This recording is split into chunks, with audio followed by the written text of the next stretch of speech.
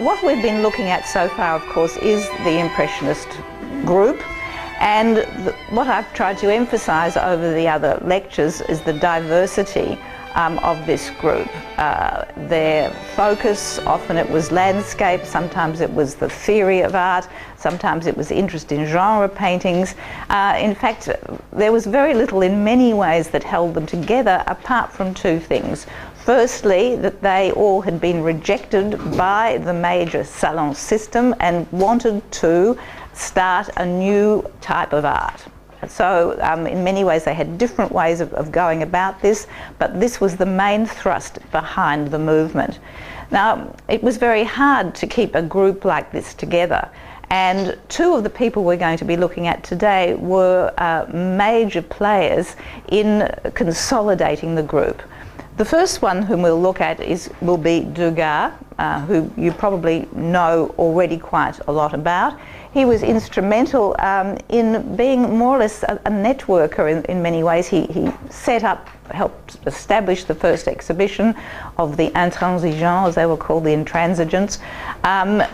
He constantly brought new people into the group, and eventually this would be seen as disruptive because he really to some degrees didn't see himself as an impressionist in the sense of the way in which they painted outside en plein air, and he insisted on bringing in artists that he thought were more like realist painters. So this actually caused a rift, and eventually the group will break up. However, he was instrumental in bringing in Mary Cassatt. It's through him that Caillebotte will have connections with the group. He is very close to Morisot, he's quite close to Manet, and he is someone in himself who experiments with a huge variety of media. He starts with oils, he goes into pastels, he will experiment with sculpture and also with lithographs and monotypes, starting off with a palette like the old masters and gradually moving towards abstraction. The other person who perhaps you know less about is Gustave Caillebotte, who's often known as the unknown impressionist. He was very independently wealthy, and in many ways it was because of his wealth that the group could stay together. He will be talking extensively about him. He was a realist painter who subsidised some of the exhibitions, organised them, and even paid for studios for the other artists to paint in. For example, Monet, when he paints his Gare Saint-Lazare series, couldn't afford to come in and stay near the Gare Saint-Lazare. It's Caillebotte who's going to pay for it. And he also establishes an extensive collection of Impressionist art, which he will leave to the state, the French state. We'll talk about that later, but this legacy forms the basis of the collection of Impressionist art at the Musée d'Orsay nowadays. Now, Degas is an interesting person. What I'm going to look at in many ways, he lived till he was 83, so he has a huge corpus of works, and so I've had to be extremely selective in what I'm looking at, and I'm not going to spend a lot of time on his dances, even though they make up something like 45% of his work. I want to look perhaps at other aspects of his art that perhaps are less discussed. Now, his background is worth looking into. He came from a family, it's considered, when people talk about Degas, oh, he was a wealthy, upper middle class person coming from an aristocratic family. Sort of vaguely correct, but not actually exactly correct. His father, indeed, was French and had fled, his grandfather had fled at the time of the French Revolution and set himself up in Naples, where he marries an Italian woman. He then becomes, from being a fairly of modest beginnings, he sets himself up as a banker, which is an interesting point, which I'd like you to remember when we look at one of the great paintings by Degas of the banking system. One of his sons goes to live in the Americas, over in New Orleans, and marries a wealthy Creole woman. So the actual background of Degas is Italian, French and Creole, which is quite a very interesting mixture. Now, so much for the name. They'd attempted, his name was Gas, and the family had attempted to make it noble by making it Degas with a D, a small D-E.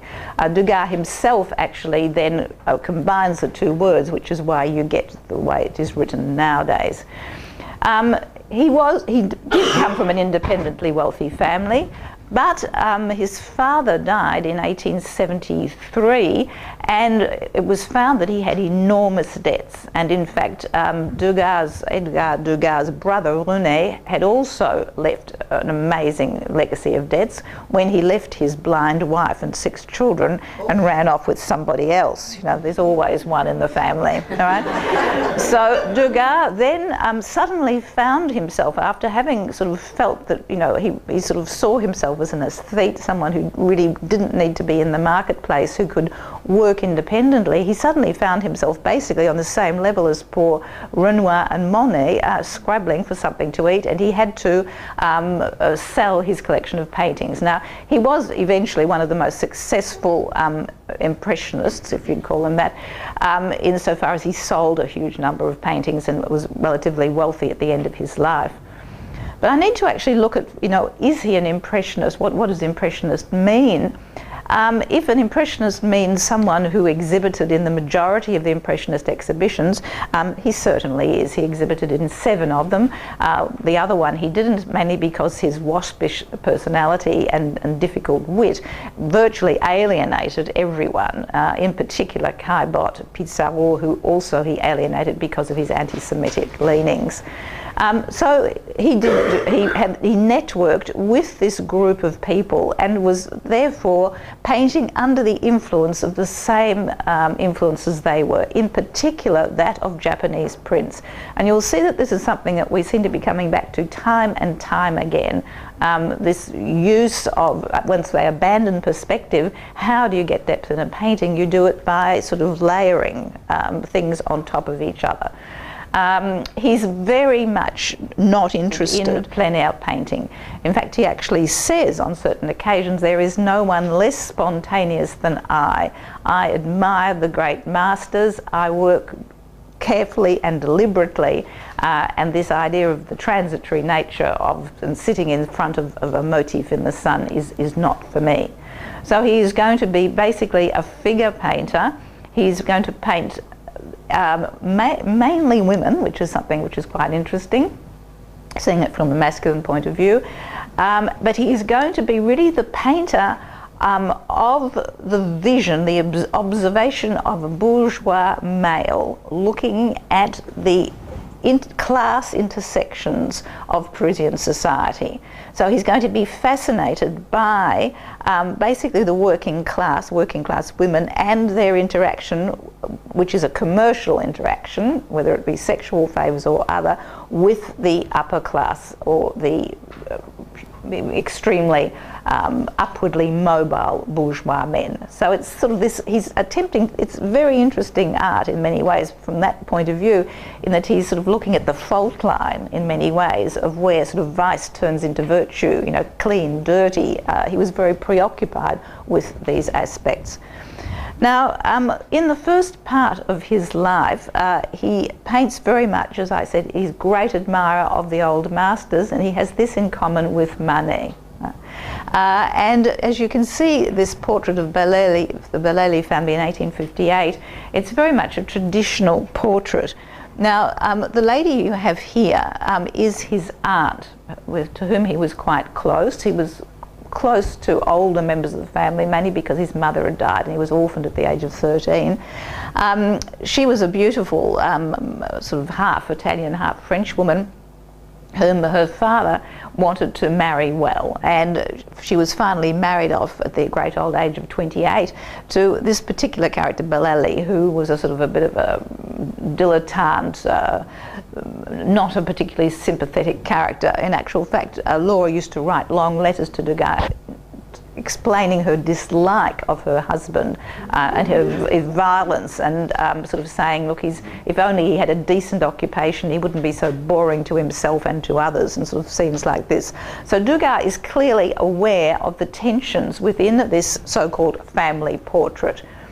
Now, what is interesting in all of Degas' depictions of couples, and particularly bourgeois couples, because this time he's going to be just depicting this, is that you get this centrifugal type of painting where you get a huge space in the middle and the two protagonists at either side, and you'll notice this time and time again. Now, this is taken at a time, and this is putting it in the context, when the bourgeois family was being re-evaluated and seen as the cornerstone of the commercial power of the Second Empire and the Belle Epoque. Remember, this is the rise of the bourgeoisie. These are the people who had voted Napoleon III into power. These were the power base of the Third Republic.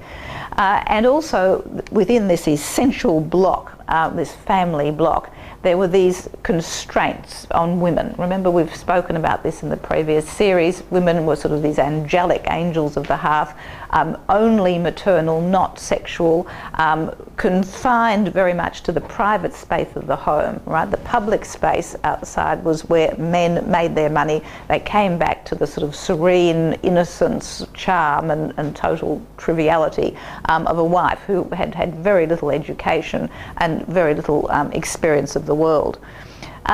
What also happens, since now you've got, of course, you also, with this development of a bourgeois model, you have this sort of delay of gratification, this idea of women as virgins and almost in marriage continually more or less virginal, and so you get a parallel development of prostitution, which becomes the other huge cause célèbre in the 19th century. So this bourgeois family generates these other prostitutes that you're going to see, which fascinate Degas. You can't look at one series without understanding the other.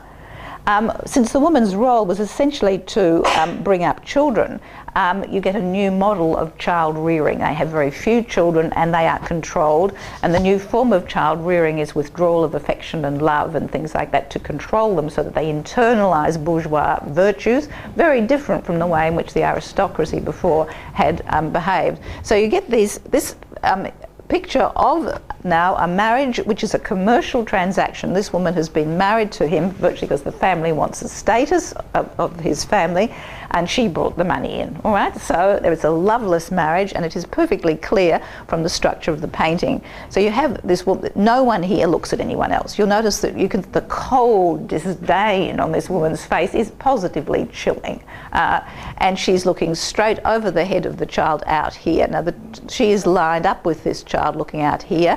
This girl actually catches our eyes, whereas this fellow is looking down here. So no one pays any attention to this rather malevolent looking figure crunched in the chair. And you'll notice that the little girl in the centre, there's this sense of instability. She's sitting on a chair, but she's got her leg under as if she's just about to race off. Even though she's looking there, she's almost as though she's just about to come over here. Really quite interesting. And there's a series of triangles. The triangle of the mother here, with the sort of inverted triangles of the skirts and the aprons of the children. And here you get a triangle going up to the clock over there, which emphasises the wealth of this family, but also emphasises the coldness. You know, notice that there's nothing on the wall here, except a portrait of this woman's father. And she is, this is Degas' grandfather, so you've actually got three generations on this side. All right, you notice the intense family grouping of the mother with the two children. He's basically peripheral, but she is in mourning for him, but she's also pregnant, and knowing the relationship between them, there's this hint of sort of violence. The bourgeois marriage in many ways sort of legalises marital rape. So there's all of these sort of tensions that are in this painting. And in many ways, all of the paintings that you have of Degas looking at bourgeois relationships are fraught, controlled dislike, controlled, cold dislike. In other words, it's when a house is not a home. And this will be in contrast to the brothel scenes where they're not a home, they're a house of ill repute, but there's this warmth that you will not see here. Now this is another interesting painting. It's badly translated, the word sulking. It's actually from the French bouderie, which actually means sort of bad humour, you know, being annoyed, annoyance. Sulking sort of gives a different element to it. And you get, again, what is interesting in these early paintings of Degas is the ambiguity of the narration, that you appear to be able to understand that there's a story. You know, they've got two characters and there's a considerable distance again between them, and she's looking at us and he's looking away. Again, there's, you know, again, this centrifugal, you know, they're going pulled away from the spectator. What are the clues? What's going on? Well, it looks as though it's in some kind of legalised betting place that had just been legalised, and this is the print of the steeple chases in England. So it looks as though, is this a transaction to do with her bringing in money, or has he defrauded? Is he her banker? Has she been defrauded? I mean, she's holding on to that little thing. It looks as though she wants her money back from him. It's very, very difficult to understand what's going on. And what Degas has done is he's put her very much closer to us, so that she sort of looks at us and interrogates us, and so we identify immediately with this person's relationship to this other one. So again, when you have two figures, they become very difficult to read. Again, this what's interesting with a lot of these titles is that you must realise that we often interpret an artwork from its title, where in actual fact one relies on written context and another one relies on visual context, and theoretically the two don't meet. Now Degas often didn't give these titles to his paintings, and they were given later. Even like the Absinthe Drinker, that was the English gave that the title. His title was just in the cafe. And he gives very neutral titles. In fact, the title he gave was The Interior. I mean, how more neutral could you be? And so you have, again, what looks like a narration, but you're given contradictory clues as to how to read it. So remember when we were talking about Manet and how with the Déjeuner sur l'herbe, he deliberately breaks that narrative thread, that you can't understand the painting by looking at the three characters, even though you're trying to. Here, Degas pushes it even further, because he gives you normal sort of vanishing points. He gives you, people who you could identify with, and in fact critics have still spilling ink on it. Is it an illustration of one of Thérèse Requin by Zola? Is it indeed a rape? Why? And the only reason they thought that was because she's in a chemise half off her shoulder and her corset's discarded. She's sobbing, but I mean, why then would he be standing looking so absolutely furious, legs apart, against the door blocking her way out? What's the sewing box doing here, and a necklace? It's one of these extremely puzzling, deliberately puzzling interior pieces. But what you do get from it is what? It's this sense of dislike and this sense of the two characters being pushed to the outer edges of the canvas. All right, there's no convergence, physically no convergence in the painting at all. You have to look at her and read it, and then look at what is in the centre, of course, is the sewing box, which is a non-issue. Do you know what I mean? So he's very much doing the same sort of thing as Manet. I think this is quite an interesting painting. Now, Monsieur and these Manet and Degas were very friendly at one stage, and Degas, of course, as you know, Manet's wife was a pianist. That's how he met her. Men tend to marry people who are under their noses, and Degas came over and did the portrait of the two of them, and in exchange took away a little still life of plums. And when he visited the next week, he came back and found that Manet had actually sort of stripped half of the painting, and he was furious. He said, "What the heck have you done?" He said, "Oh, I thought the rest of the piano and everything took away from the rest of the painting." So Degas sort of said, "Well, that's the way it is." He just picked it up and walked out, and then got home and sent by immediate courier, "Here's your plums backs." Right. However, even looking at this with poor old Madame Manet, whatever that means about the Manets' relationship, and it's not good, I would say, is that even had she been depicted as playing at the piano and so on, again you've got her with her back to him and he's leaning away. Again, there's this sense of distance, of you know, in the middle, what have you got? What do you focus on? You focus on blankness. All right. Yeah, well, yes, moi, moi, moi, and encore moi. Now, in paintings now that are actually landscapes as well, and the landscape that he's only interested in is the cityscapes. He's not interested in painting vegetation and things like that, or outside. You know, he's not interested in the development of light and all of that. He's interested in this complex interactions of people and the city, as will Caillebotte be. And here we have his friend, who is Le Pic, an upper class bourgeois, in fact he's an aristocrat, who worked with Degas on the monotypes that we'll see later on. What is interesting here is that you have Le Pic as the consummate flâneur. Remember the flâneur, the person who strolls through the city, doesn't have to work, is free of that, collects images, a bit like Baudelaire and Manet himself.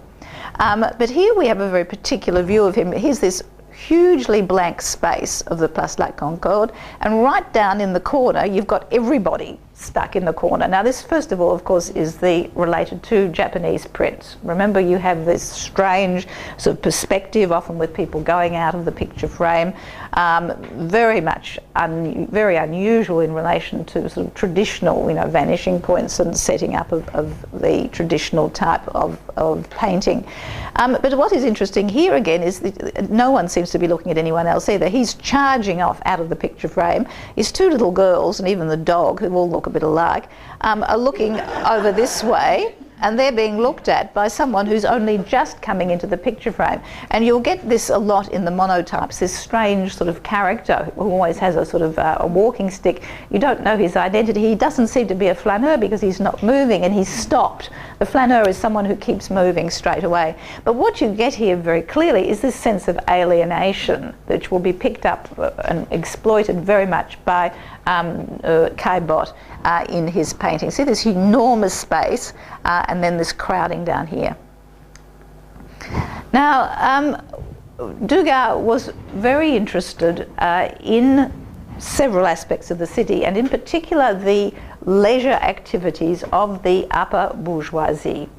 Now, racing was one of these. It was one of the most extraordinarily important events on the social calendar. Even though it only lasted about a week in April and 3 or 4 days elsewhere, it was something that you had to be seen at. Now remember, the bourgeoisie have to maintain their rank by being seen, so therefore they paraded down the Champs-Élysées. In fact, there were even seats set up so people could be seen going to the races, and then they were all in these stands dressed in the latest fashions, and all the fashion magazines commented on what was being worn.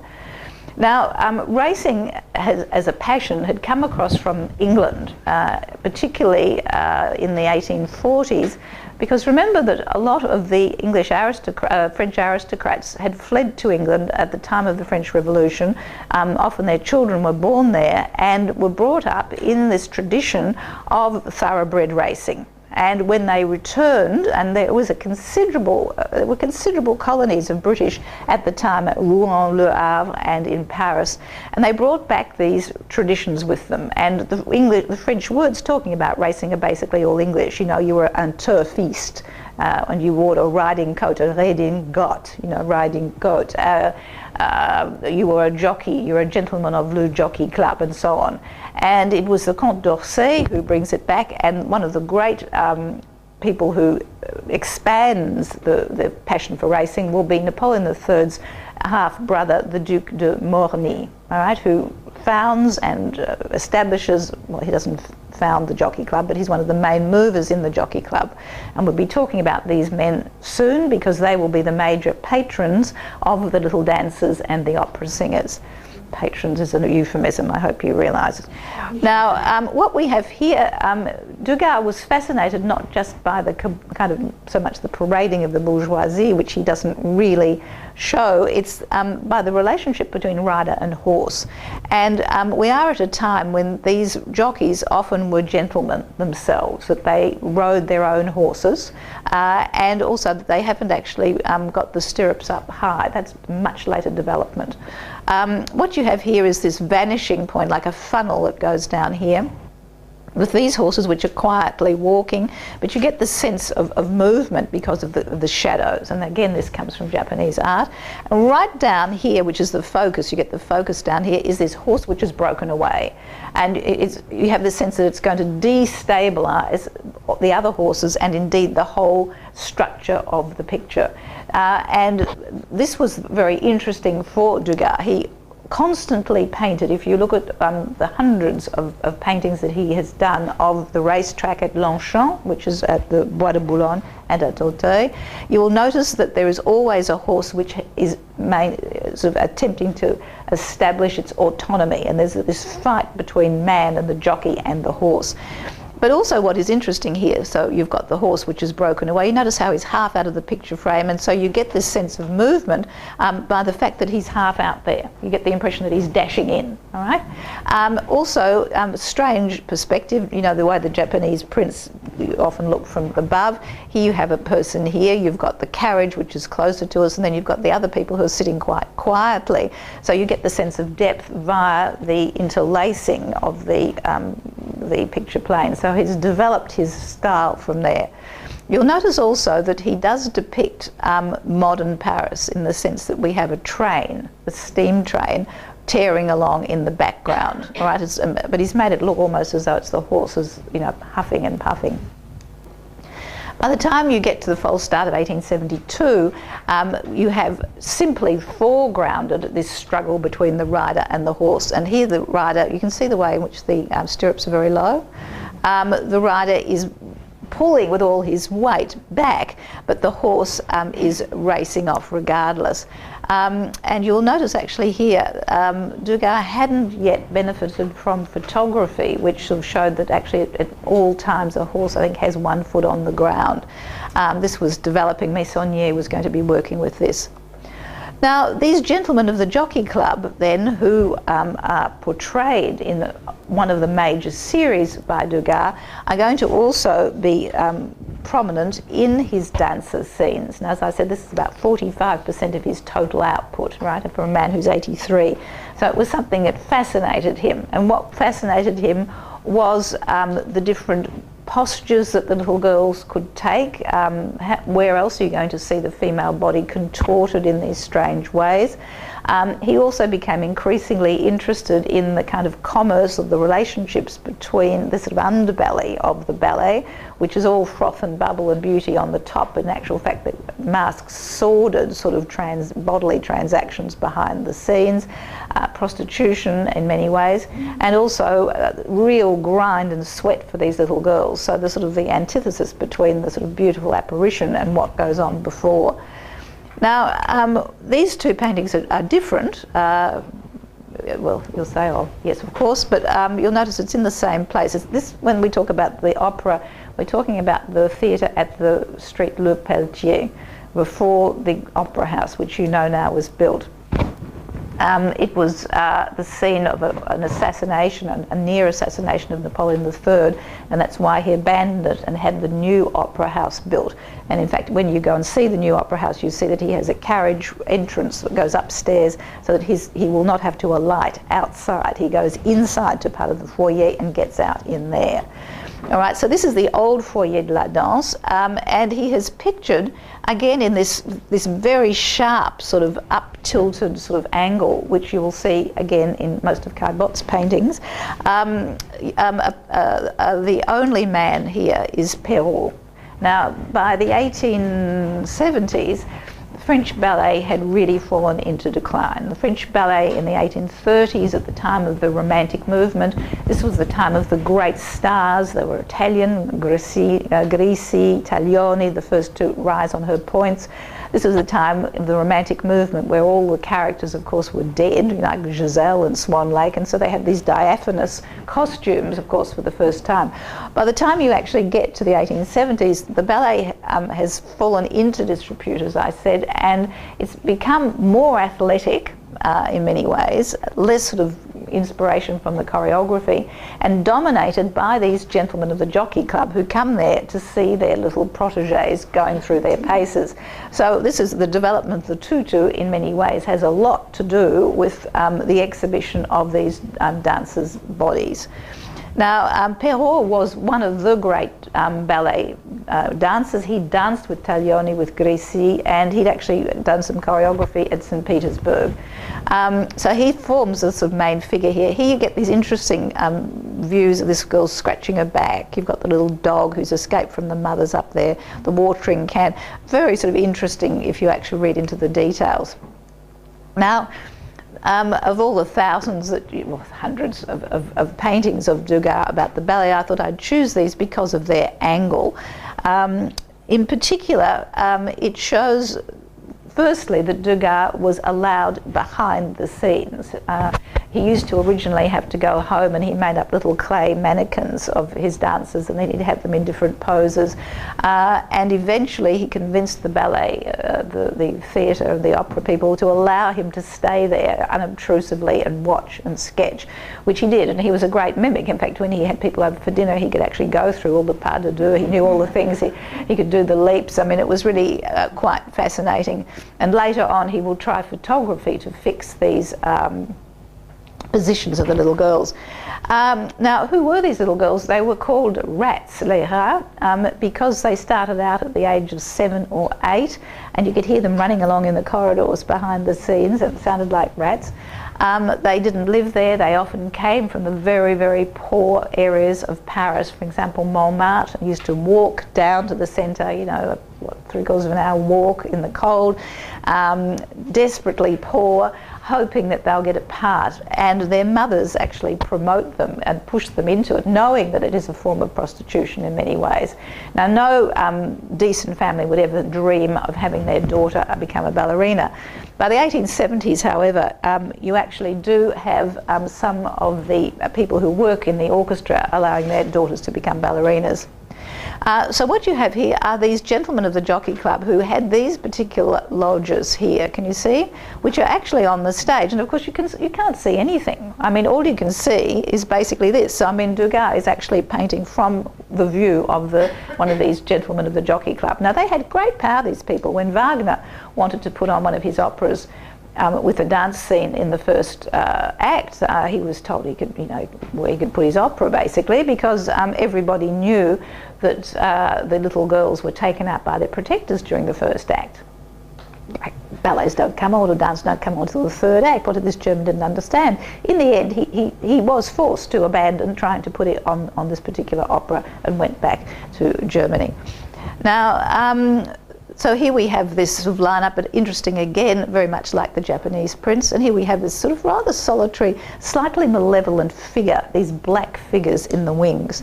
Now, I wanted to just again bring back to your mind this influence of the Japanese print, both Utamaro and Hokusai. Again, this unusual angle, the importance of mirrors, the subject being cut off, even when you've only got one mirror, it's still being cut off. And I wanted to use this as an example of the way in which he paints. All right, so you will notice actually with Caillebotte as well that there is a very interesting development of painting things from a high vantage point.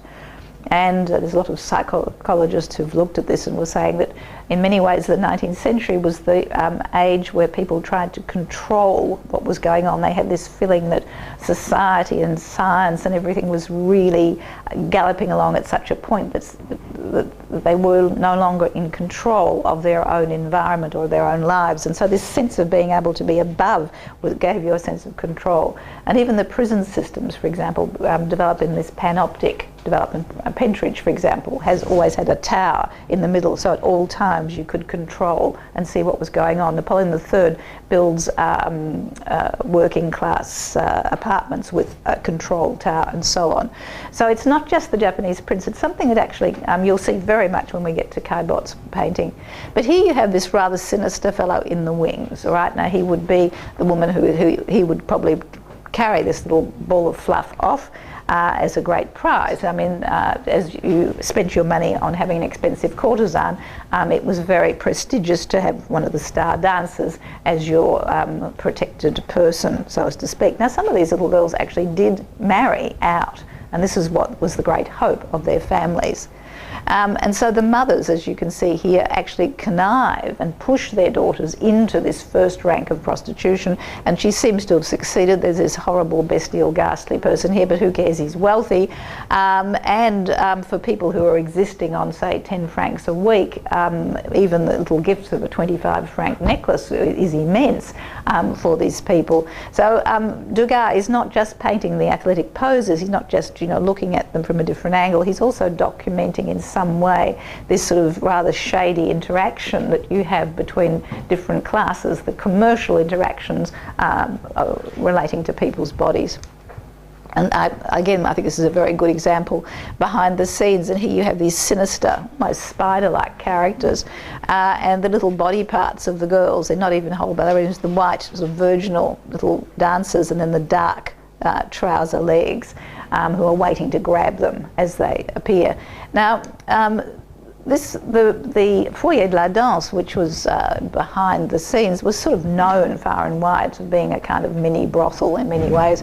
And Steinler, who was the great caricaturist of the time, gives you this idea very, very clearly. I think when we actually looked at other paintings, we looked at this interaction between these bourgeois, didn't we? With Béraud, with the...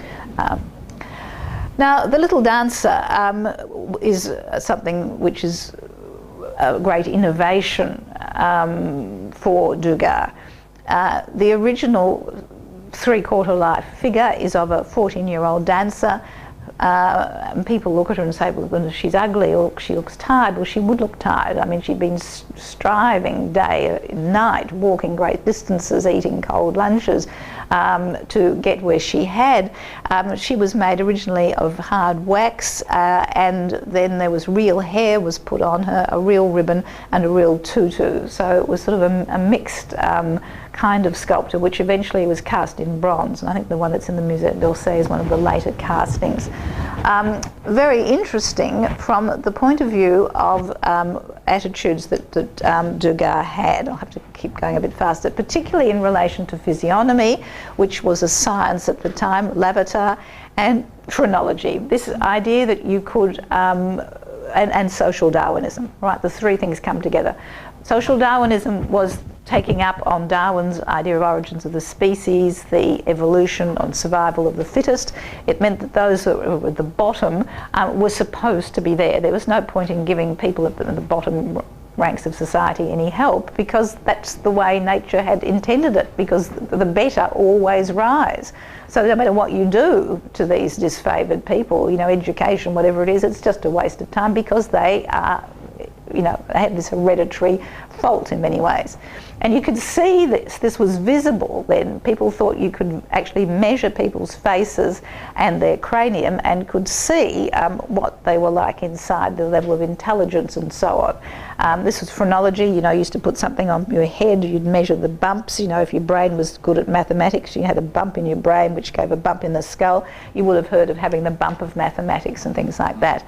All right, the important thing here is that the mind was considered to be located behind the forehead. So if you had a low forehead, it meant that you were a low brow.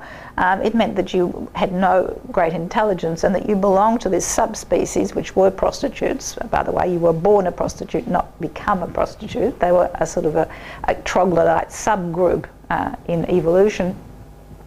And if, of course, you had a high brow, it meant that you had a larger brain and a larger mind. So people used to often try and wear their hair back to make them look as though they, well, I should be doing something about it here, shouldn't I? Look as though they had a high brow. So when you actually look at these depictions of prostitutes, particularly low-class prostitutes, you will notice that A, they all look alike. Why? Because they belong to a kind of subspecies. All right, there's not great individuality. Secondly, they all have this low brow, and they look rather like monkeys. All right, so that they're very much down the evolutionary tree, and their vulgarity is inherent. The idea was that you could tell a prostitute because they smelt, they were badly dressed, they laughed a lot, and they didn't like men. So these were sort of basically, characteristics. And so here you have this woman's making some kind of, rude gestures to, didn't get a bean out of that old guy who's racing off behind here. A very interesting depiction of prostitution in the nitty-gritty, harder outer suburbs. Now, what is interesting here was this contrast that I promised that I would make between that cold, formal, almost Renaissance-style painting of a family, and here a monotype, which is a new innovation for Degas. And here is the mother, the name day. The name day in France is more important than your birthday. People, for example, even on the news every day, they tell you, tomorrow the weather's going to be bad and tomorrow is St. Anthony. I think, oh, I better send a card to all the Antonies I know. So this is what they mean by the name day. And here you have this clustering of these troglodyte people. Again, you will see the same similarities. They look like animals, sort of beasts in many ways. They have no shame in showing themselves off because they're not real women. They're not like the normal feminine bourgeois woman, but they're very affectionate. I mean, if you look at that in comparison to the other family, they're all clustered together. Instead of having the centrifugal, you have the centrifugal, and here you have these people flesh on flesh, hugging, kissing, touching all around, all very similar. It looks as though there's a kind of warmth and that they're having a good time. So this, in many ways, is a kind of ironic sort of send-up of the family that Degas has. Now, the monotypes that he produced a whole series of these, and he based them very much on something which was current at the time, which were caricatures, one by Gavarni and another one by a painter called Constantin Guis, who was the person that Baudelaire was referring to when he was talking about the painter of modern life. And here you have again, with another painter, this sense of the low brow, the bestiality of these women. And here, again, rather low brow, but she sort of makes up for it with all the rest. But this sort of sense of utter sort of baseness and vulgarity. However, in Degas' paintings in the Salon, you have this sense of female solidarity. It's hard to explain, but they're lolling around, they're bored stiff, but there isn't that sense of alienation and boredom that you get in Toulouse-Lautrec's brothel paintings. I mean, you're going to become experts in brothel painting by the time you've done this course. But here you see very interesting sort of looking in, down her legs and so on. But, if you go into a group of students, I mean, I was over in Paris recently, and they're all, after the lecture, they're all lolling on their bed in their pyjamas with cups of coffee, and very much like this in the sense of women chatting and together. And this alien character here, who's rather gingerly trying to make his way into this sort of plethora of flesh, is this top-hatted man who looks rather anxious about the whole thing. Degas, I think, was anxious about the whole thing. All right, now you will notice that this is, I just want to bring the comparison again with Japanese art. This is the Japanese bath scenes that would have had an influence. Again, he actually painted series. Here you have the man, over here we start, and he's looking a bit sort of, apprehensive, and finally one of them gets up and he has to be pulled in, and he's looking at, thinking, oh, maybe not, maybe it's the wrong address. I was really looking. But you have this sense of male tentativeness in confronting the sort of physicality, but the sort of humour in many ways that on the faces of these women. Now, when he died, he had a considerable collection of more of these brothel monotypes, which probably were more erotic, and were destroyed by his brother. Again, looking here at activities probably in the brothel, this idea of washing, and you very much get this idea of the Japanese print again being something seen from above. But these women actually a bit like frogs. Now I'll just actually go quickly over this because I want to have a look at women performing. You'll notice by now that he's eliminated men almost completely from the main characters. Even in the ballet there were little boy ballet dancers, but they don't appear. And he loves going to the, even though he's a great bourgeois, he loves this interaction with the working class. And he had a singer, Theresia, who used to belt out these songs, which was rude and ghastly. The words themselves are fine, but the winks and the kind of, you know, the hands that she uses gives you the meaning. You see this man down here, he looks like a pig, all right? And so you get, see him looking there? That's exactly what he's probably thinking. All right, now we have, again, almost like a photograph here, and you can see very much the kind of paintings we had with Toulouse-Lautrec. Here she's belting out a song, the hand being raised, very characteristic individualized woman here, but you've got the black of the hand echoing the sort of blackness over here, the hand, the motion being outlined by the sleeve, and the face and the mouth being outlined by the fur around her neck. So it's almost like a snapshot. You know, we're getting into art that's very much into getting that moment. Now, again, just very quickly, he, as I said, he was very interested in this interaction between people at the borders between bourgeois and working class. Now, by this time, people were fascinated by washing clothes, right? The bourgeoisie, people didn't wash or submerge themselves because it was thought to be dangerous for your health, but they used to get clean by putting clean linen against their skin. This meant that the cleaner and more upright and more pure the bourgeois women were, the more you needed laundresses to keep them in that position. And so there was this division between the great unwashed and the washed, and this was turned into, you know, cleanliness is next to godliness, and so cleanliness was seen to be a moral attribute rather than just something that meant that you could afford soap and water whereas the others couldn't. All right, and when people, the do-gooders, went into the working class houses, the first thing they did was actually try and clean them, because they didn't, you know, this was the, if you could get rid of the physical dirt, you could then get into the dirt of their minds and the dirt of their spirit. It was all this idea. Anyway, so he's fascinated by these laundresses. And remember, in Zola's Assommoir, the main character is a laundress. And of course, literally washing their dirty linen in public, because they used to, as you can see here, she's working on the street level and she's ironing and washing all these dirty underclothes, etc., of the bourgeoisie. So Degas is fascinated by this sort of interaction between just that physical thing between the two classes. And the milliners were a little bit the same. There was no sense of dirt, but they also were open to the public. Again, now, absinthe drinkers, he by now is fascinated by what he sees as what is bringing society down. Women out in the public space, drinking at dawn. What are they drinking? Absinthe, which of course is going to be seen as what is destroying families.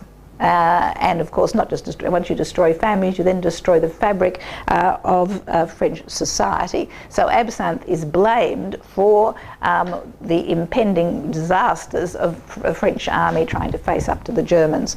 So you get this sort of sense of dereliction and alienation in the outer suburbs. What I want to look at very quickly is something which was of major importance in the end of the 19th century, which was anti-Semitism, which of course comes to a head in the Dreyfus case of 1894, when Captain Dreyfus is accused of espionage, even though it was quite clear from samples of his handwriting that he was innocent. I haven't time to tell you about this, but it was an affair which virtually split society. Now it's interesting that in 1878 already you have Degas, who along with Renoir were firm anti-Semitists, right?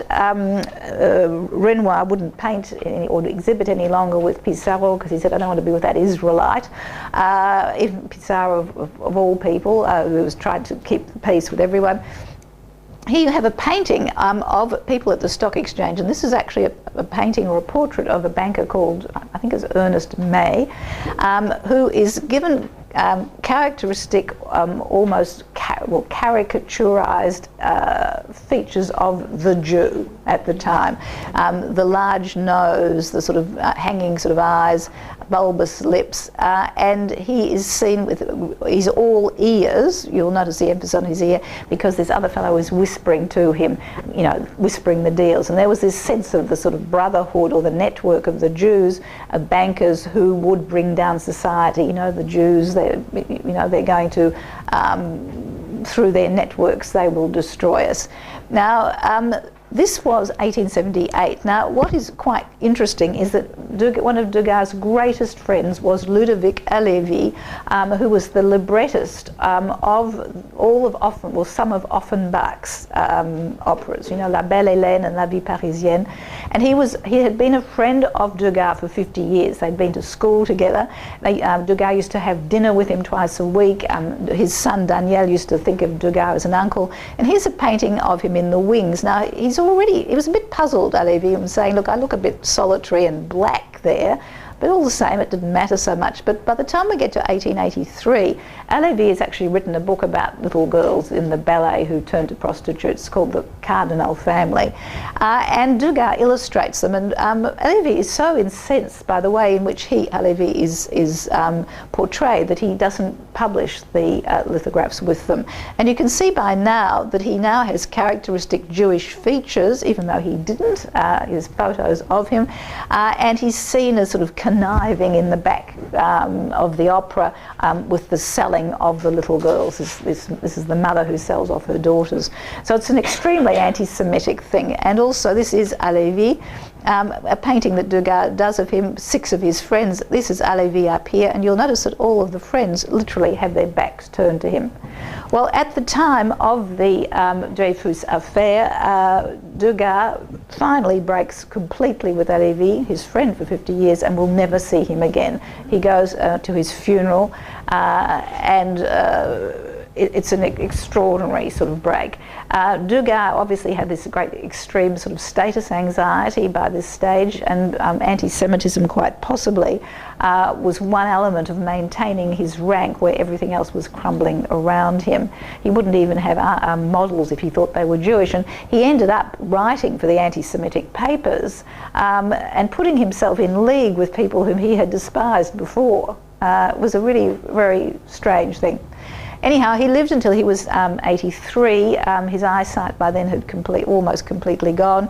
He's a pathetic figure wandering around the streets. By now he'd broken with most of the Impressionist group, particularly over the refusal to have anything to do with Pissarro because he was Jewish, and he'd lost many of his friends as well. However, he had produced an extraordinary body of work which influences many of the other artists in the group. Now, the other painter, well, the one whom I find possibly the most interesting of all of the group that we've been looking at, is Gustave Caillebotte. Now, Caillebotte comes from a genuinely wealthy family that has no pretensions. His father was a merchant who'd made a huge amount of money selling beds or something to the French army. And the family were independently wealthy and lived in the new part of Paris, the Paris of Haussmann. And Caillebotte is going to be the person who gives us this interesting sort of critical view of the well-to-do centre of Paris. And he will paint his neighbourhood.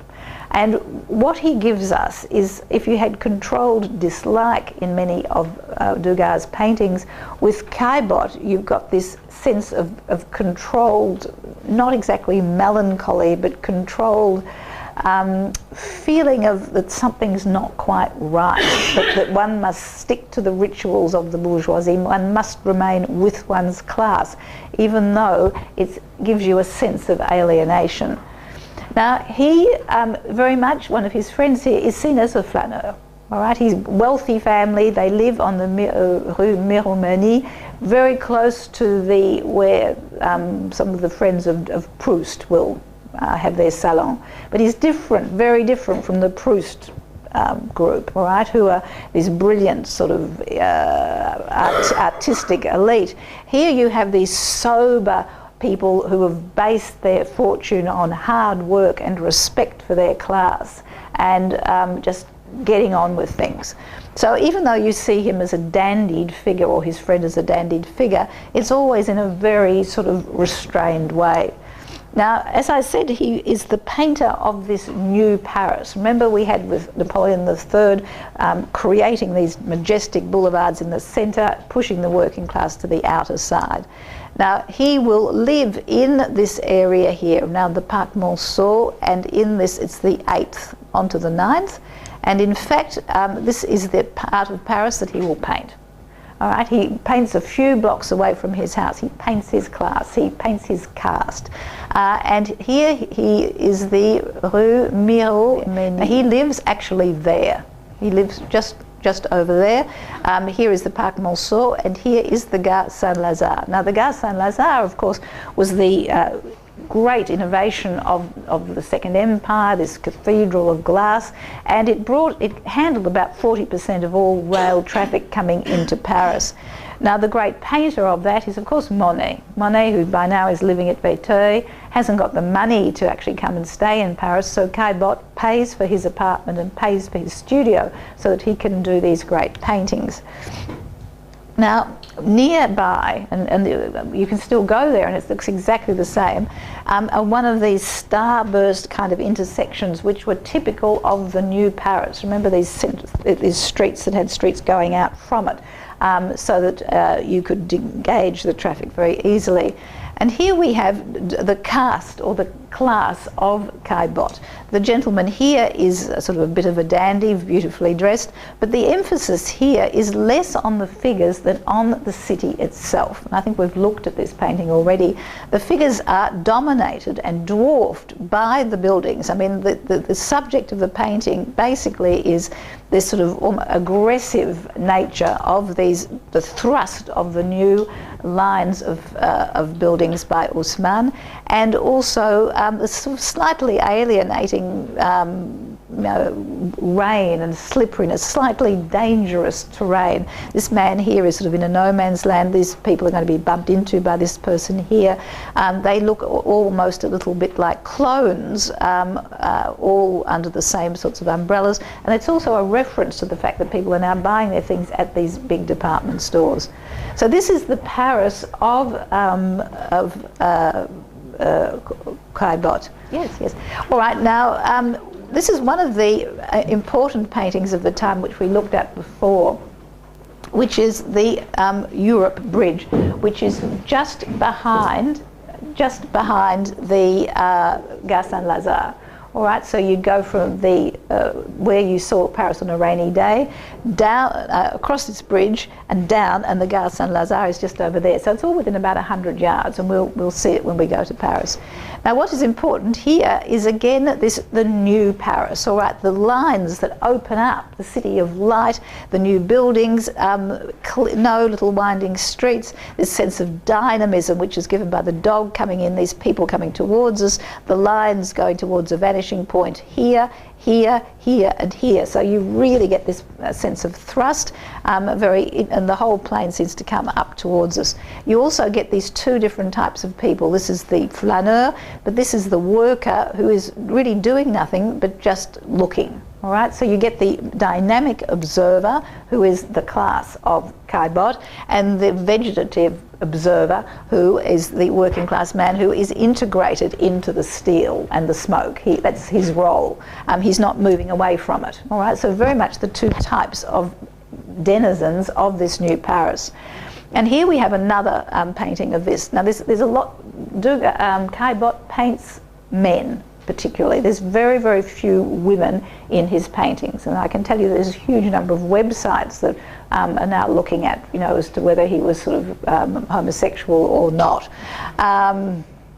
Really, as if it makes any difference now. But there are sort of interesting contrasts here. He does definitely have always a contrast between the two classes, the class which has laboured to build this new Paris and the person who is enjoying it and observing it. Now, the figure of the observer, And this is the important thing with Caillebotte's art. The observer is foregrounded, literally, right? Here, we are always seeing things through the eye of this observer who is anonymous. We don't know who he is. And secondly, he's an upper-class male. So this is the viewpoint that we're being given. And this poetry of the modern world, which he feels that he inhabits, you know, seamlessly. Now, Caillebotte lived with his mother until his mother died, and with his brother until his brother married. And they lived in an apartment just off the Boulevard Malherbes. This is the Boulevard Malherbes here. This is in that street that I showed you on the map. I mean, you can locate exactly where he painted from. And this is the centre of the new constructions that Napoleon III had wanted to give to the bourgeoisie. He's up here then, he's obviously been sitting here, always in an observation post, again an anonymous observer, and observing, again, this rather hostile environment where everything seems the same, where the trees, you know, nature's struggling a bit to sort of, you know, manifest itself, and this woman here who is very vulnerable as she crosses this new, rather deserted landscape. Now, of course, this would have been like this, because even if you go there now, on a Sunday, I can tell you, you know, there's no one around, the cafes are all closed, it's very much a residential area. So this idea of observing the city and observing it from a vantage point above, all right, which shows the superiority and the control of the bourgeoisie, but also this necessity, this feeling that the city was such a new dynamic environment that you needed to get above it to be able to control it.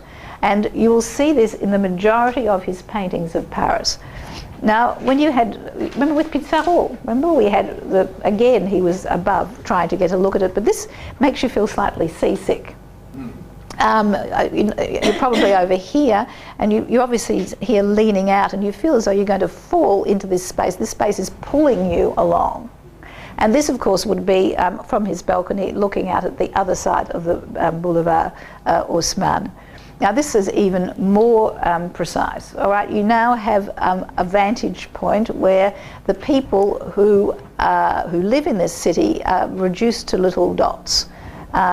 And what is important here are the buildings. The buildings are the protagonists. They all look the same, as those buildings look the same in the preceding slide, as they look the same in the other one as well. But again, this extraordinary dizzying sort of perspective where you really do feel that you're going to fall into this space. It's actually quite an alarming painting when you actually see it. You know that you're over here, but you're not quite sure if you're going to be pulled in. This is the Opera House here, and this is the Rue Halévy, which is interesting, isn't it? Also, Place Saint-Augustin, to relate it very much to the painting by Degas of the Place de la Concorde. Again, this sort of sense of alienating space. The characters seem to drift across it. You know, this one's too close to us. There's the main feature of the painting seems to be nothingness. It's a void. And the buildings really sort of lead off into the distance, and these people are just black splodges in this alienating space, which is the new city of Paris. Now, he does a series of these paintings of men at windows. Again, the domination of the upper middle class, the dandy, you know, with the cinched waist, redingote, and that top hat. But what you get here is almost as though he is held back from being totally sucked in by this extraordinary homogeneity of the city by this balcony. It's sort of keeping him from falling in. And again, you get the same aspect here. Paris seen from the interior of a bourgeois mansion. All right, so there's the inside and the outside, this sort of liminal experience of the city.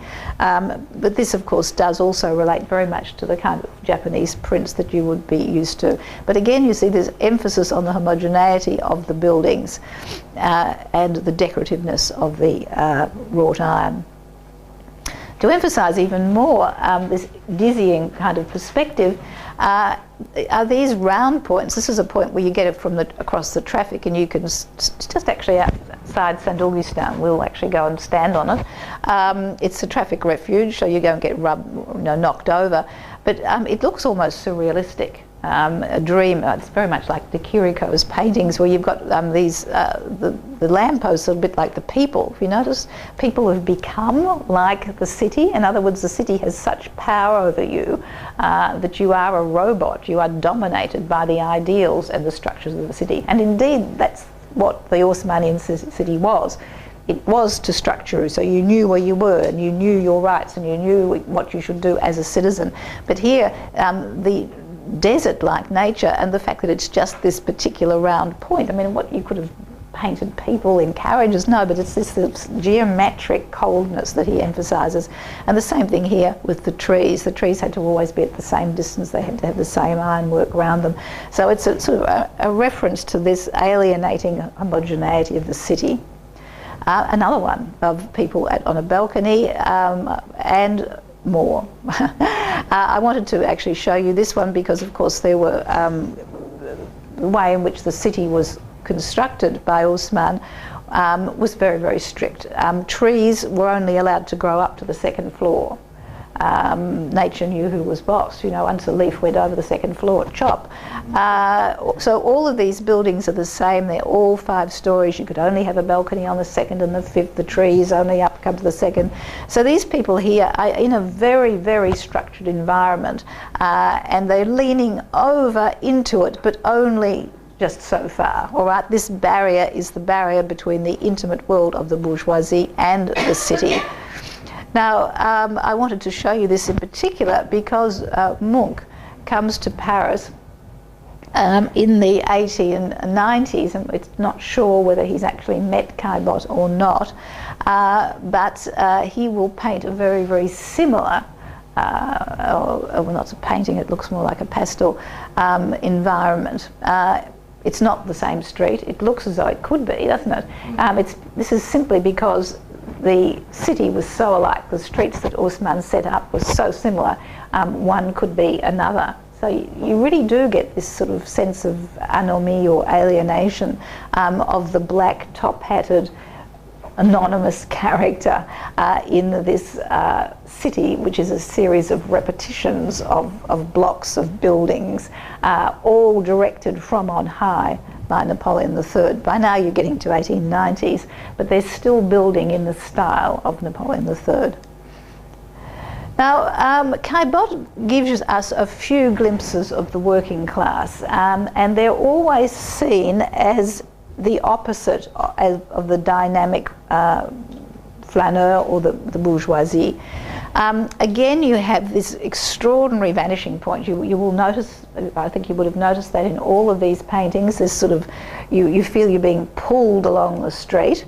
This street is, by the way, just off where you saw the people coming over the bridge. Right? It's just behind there. So it's all of these paintings are done within a couple of 100 yards of each other, which is very different from the other impressionists who went outside Paris and so on. He paints his cast. But here you get the clear overalls of the workers who are just sort of both basically looking, you know, I don't know if you've ever had a sort of a plumber or sort of stands and looks for a while, you know, as the minutes are ticking over, and well, this is sort of the equivalent of the sort of, you know, Haussmannian plumber, I suppose, just standing, inactivity, whereas the person in the black here is the middle class people, and they're powering down the footpath. Also, one of the very few paintings of the Impressionists actually have, this is in the Musée d'Orsay, some people have seen it. These are floor scrapers. Now, theoretically, it looks like sort of working class males labouring, but of course they're labouring, they're not, you know, out digging trenches or anything. They're in this bourgeois environment. They're the people who are constructing these mansions near the Parc Monceau, near the Boulevard Malherbes, where we've seen all these anonymous men standing at windows. In fact, there's the window that one will stand against. All right, so these people are very much sort of in that sphere. again, you get this emphasis on the rising plane. I mean, there's huge emphasis on this, the way in which it goes towards the back here, and even the arms of the person going up here as well. PhDs have been written about whether this was a bottle of wine to keep them going or whether it was oil to oil the floor. Now, that's right, I wanted to show you where this was. Again, remember that he lives over Rue de Lisbonne on the corner here, so he would stroll down to the Parc Monceau. All right, I'm sure a lot of you know that, the sort of the upper class park. People, even now it has the same function, you know, the middle class are all jogging. You can tell they're middle class because they're the only people who jog. And all these little school children who are all out talking, you know, it's the American schools, they all speak English and they're so beautifully dressed, and people lounging around. It's a beautiful park, and it appears in Zola's La Curée, the Kill. He makes this the setting for the mansions of his characters. So it's a lovely part of Paris. Now, just down again, back at the ranch, so to speak, you know, back at the corner of Rue Lisbonne, Miromanie, we now have a couple with a woman at the window. And here you get very much that same sense of not alienation between the couple that you get with Degas, right, but a sense of sort of monotony and controlled boredom. Probably 3 o'clock in the afternoon, goodness, what'll I do? Oh, I'll look out the window. He has no occupation.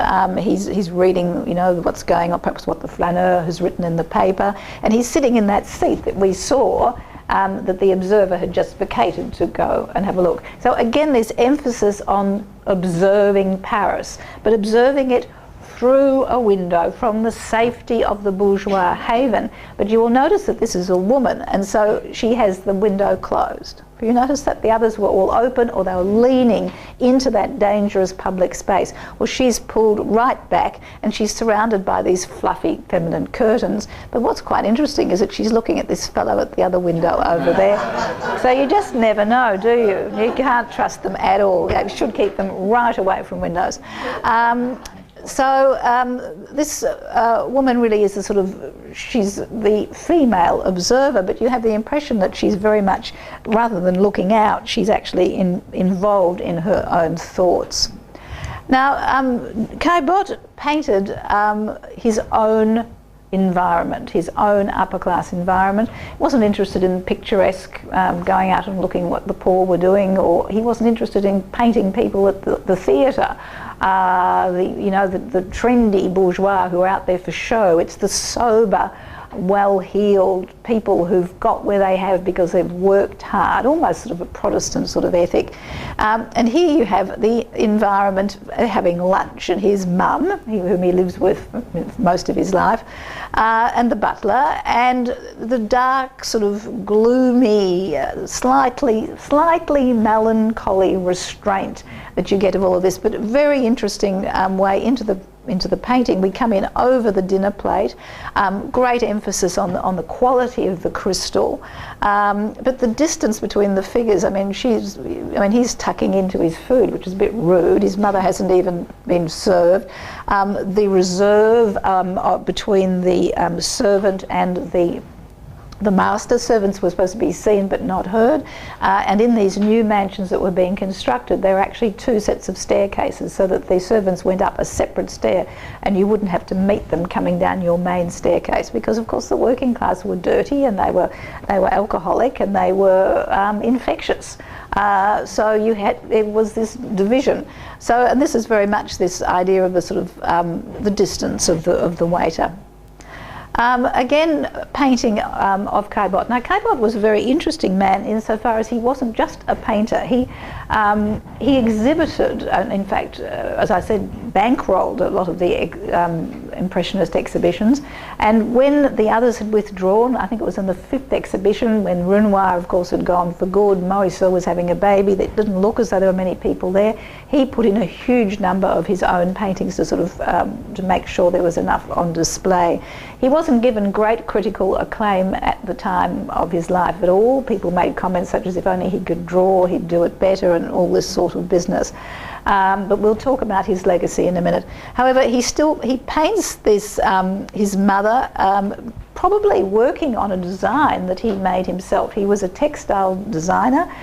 He was a great stamp collector. He was interested in gardens. He had a great sort of correspondence with Monet about where they'd buy their plants. And he was also a kind of naval engineer interested in the development of little boats. But you will notice that all of these areas are areas of male bonding, bourgeois male bonding. Here they are at the club, you know, it could be the Melbourne Club, having a game after, you know, digesting their 5-course meal and so on. Again, in the cafe, not a woman to be seen. Again, the sense of being at ease in a masculine space. His hat, you know, people have got their own place to put their hat up. They probably had a place where their own serviette was and so on. And here he is, a self-portrait, and this, I will pause here to sort of talk about what else he did to help the Impressionist movement. Not only did he actually supply Renoir and Monet and Sisley with money, but he also bought many of their canvases. And can you recognise a canvas there? Yes, it's the Moulin de la Galette, right? And it's back to front because, of course, he's looking in a mirror to paint himself. Now, at his death, all of these paintings will come to the state. An interesting painting, here we have a male figure in the background. You know, usually in an artist's studio you would expect to have a woman lounging, an artist's model, but it's a man, which is one of the reasons why you get a lot of the gay websites sort of claiming him. And again, a bath scene, but it's a man. Again, who was this man? Was it, you know, one of his brothers? Most unusual to get a painting of a male backside, basically, in 19th century art. And I just wanted to contrast it with the bathing scenes of Degas that we saw today, and of course the opulent, you know, come and touch me just the way I'm doing it, Renoir. He also, at one stage, became very interested in painting outdoors, or tried, you know, after discussions with the other members of the group, paints the modern Paris. Here are the, remember this is very like one of Pissarro's paintings at Pontoise, with the chimneys of the new Paris, but also reflected in the water. In fact, he was a great painter of water. I'm sorry, I'm going to probably go over a few minutes if that's all right. Now, he was very lucky insofar as his family was so wealthy that they had a country house about 20 kilometres south of Paris at Thiers. And here the family would gather. And you can see this emphasis again on the people in the bourgeoisie knowing their place, the constraint, the control. Here we have the women of the family in sort of chronological order. She starts out embroidering, you go to more embroidery, a bit more, and finally you get to knitting, and by that stage you're sort of probably beyond being able to see to embroider. So it's, you know, someone in the other group said, look, it's not a great perspective of what's going to happen. But you will notice actually this was almost like a mini chateau with beautifully tended, manicured gardens, not at all like the tumble and array of Monet's garden he will develop later on. This is his house at the south of France, south of Paris. Now again, the orange trees gives you this sense of not alienation that you had in the cities of Paris, but this very sort of controlled distance between the two figures.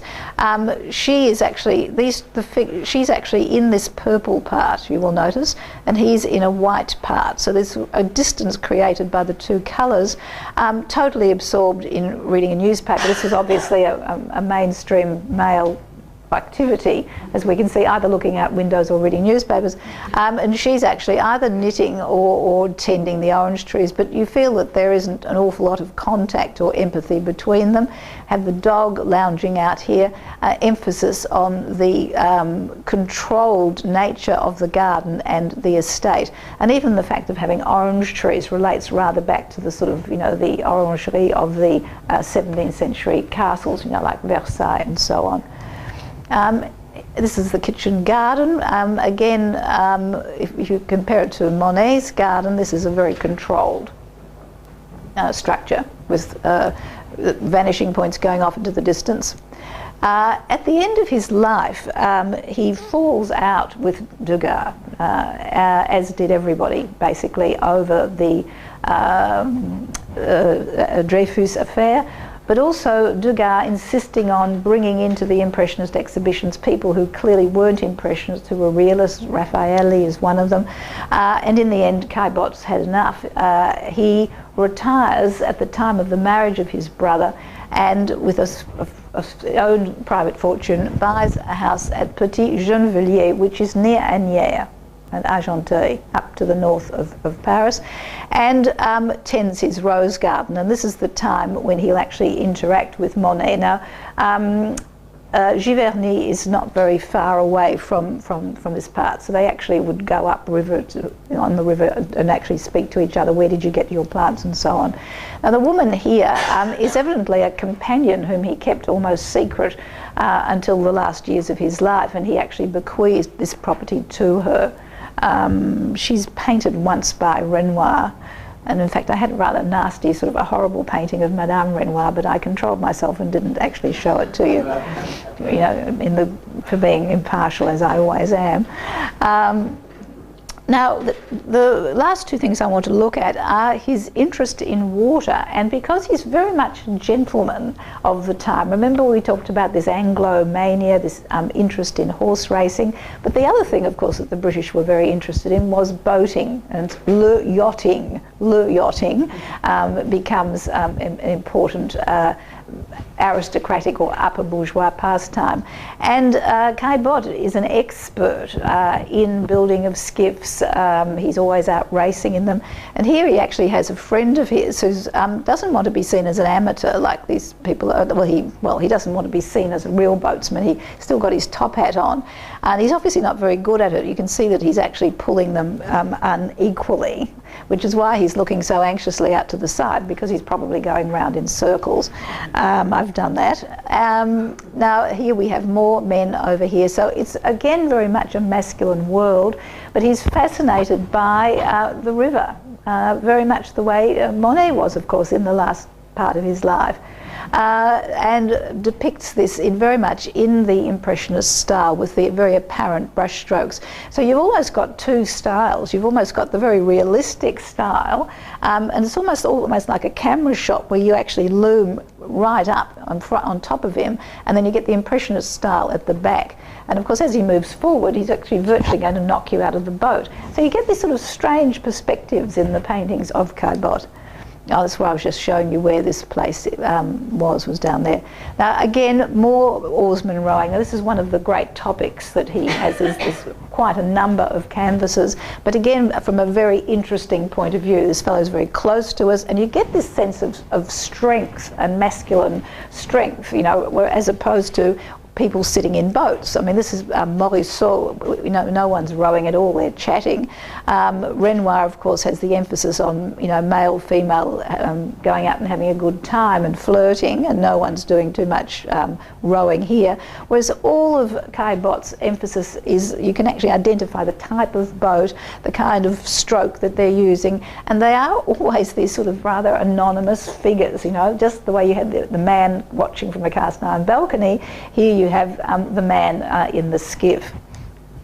Now, he is very interested also in the effect of water, and here we will think possibly of some of the later Monets when he was experimenting with the lilies in Les Ponts de Giverny. This, of course, is much less abstract, but it is, however, looking at water on water, rain on water, and he also becomes very interested in the decorative patterns of flowers, and this could be very much like a Japanese print, and I'll also show you this one as well. So towards the end of his life, he sort of goes in some ways to the same direction as Monet, insofar as he retires to his country house and only goes back to Paris for lunches at the Café Riche, you know, on the boulevard. Keeps up his connections, but really no longer exhibits with the group.